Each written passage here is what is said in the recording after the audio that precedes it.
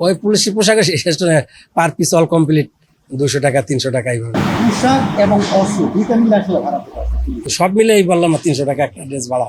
অনেক সময় এটার কোনো নির্দিষ্ট কোনো ধরা বাঁধা নিয়ম নাই, মানে পার্টি বুঝে। ড্রেস দেখলে বোঝার কোনো উপায় নেই যে এটা মানুষ দেখলে বুঝতে পারছে অরিজিনাল পুলিশ নাকি।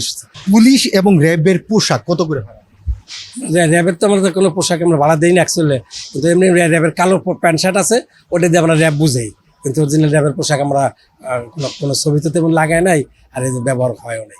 ওই যে কালো প্যান্ট কালো শার্ট দিয়ে মাথায় কালো মধ্যে বুঝাইতেছে মানে সিনেমা যেটা র্যাবের লোক। নিয়ম নেই, বেশি একটা সিনেমা দেখায় না তো, র্যাবটা তো বেশি এটা দেখায় না। পুলিশ স্টেশন যেমন সেনাবাহিনী র্যাব এগুলা মানে যারা সিনেমা নাটক বানায় এগুলো বেশি একটা ফেস করে না, শুধু পুলিশটি।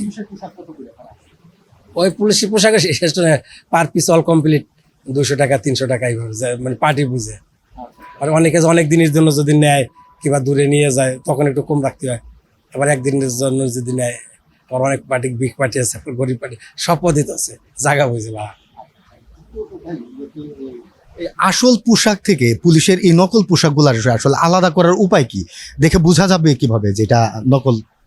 আমাদের পুলিশ লোক দেখলেই বোঝা যায় যারা এরা শুটিংয়ের লোক, অরিজিনাল পুলিশের চাল চলন, তাদের বুট কিংবা তাদের ফেস কাটিং, তাদের চুল কাটা, তাদের স্টাইল বিভিন্ন। আমাকে তো সিনেমার যারা আর্টিস্ট তাকে তো দেখলে মানুষ বোঝে এরা শুটিং করতে আসে।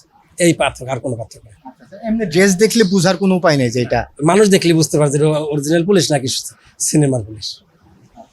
মিশা ভাই যদি পুলিশ পোশাক করে হাইটে যায় তো মানুষ বুঝবো কি অরিজিনাল পুলিশ, জানে যে অভিনয় পুলিশ। এরকম শিল্পীরা যখন শুটিং করে তার সাথে বড় একজন আর্টিস্ট থাকে, তার পাশে যারা থাকে তারা তো ফিল্মের পুলিশ। বাংলাদেশে বিভিন্ন জায়গায় শুটিং হয়, হ্যাঁ, ওই সব জায়গায় আসলে এই অস্ত্র এবং ড্রেস সরবরাহ করে কিভাবে? পার্টি নিয়ে যায় শুটিং স্পটে, তার পার্টিতে যায় না, ইউনিট যখন ইউনিটের সাথে নিয়ে যায়। কক্সবাজার পার্টি গেল, ঢাকা থেকে তো কক্সবাজার যায়, এফডিসি থেকে ইউনিট সাথে করে নিয়ে যায়। তারপর কক্সবাজার তাদের পারমিশন আছে না, শুটিং করবে, তার আগে কক্সবাজারটা ডিসি অফিস থেকে সরকারি ওই জায়গাতে জানানো লাগে যে আমরা এই এলাকায় শুটিং করবো। তার মানে কেউ ফোন দিলেও আপনি চলে আসেন, ড্রেস নিয়ে আনতেন, তাইলেই তো আপনি চলে যাবেন না? না, এর তো কোনো নিয়ম নাই।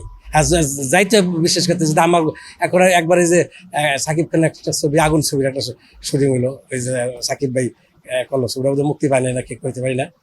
যেমন হঠাৎ পুলিশ লাগছে 10 জন, আমার ঢাকার বদিলাম কখন ফোন দিচ্ছে যে আমার 10টা ড্রেস আর 2টা অফিসের ড্রেস নিয়ে তুমি রাত্রি রওনা দাও।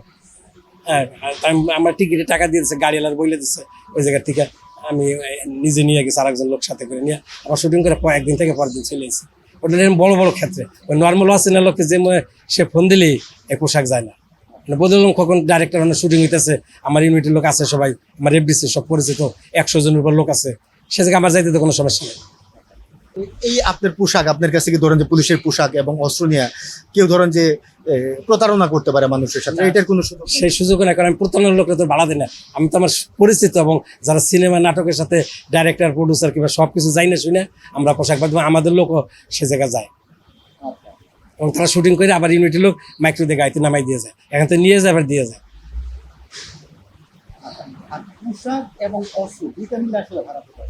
সব মিলে এই বললাম 300 টাকা একটা ড্রেস ভাড়া। অনেক সময় এটার কোনো নির্দিষ্ট কোনো ধরা বাঁধা নিয়ম নাই, মানে পার্টি বুঝে।